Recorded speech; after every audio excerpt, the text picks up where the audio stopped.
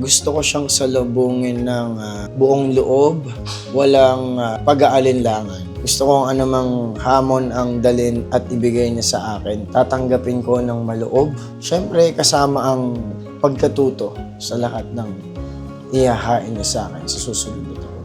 Ngayon pa lang, nire-ready ko na yung sarili ko para sa mga challenges na darating ulit sa akin. Sa parating na susunod na taon. Kaya, ngayon pa lang, dapat pinalalakas ko na yung aking mentalidad, pangangatawan, siyempre. At ang ating mga pinaniniwalaan sa buhay, mga pinangahawakan. Para mas handa tayong harapin ang 2026. So, kasama rin yung dasal para mas maganda yung madala natin.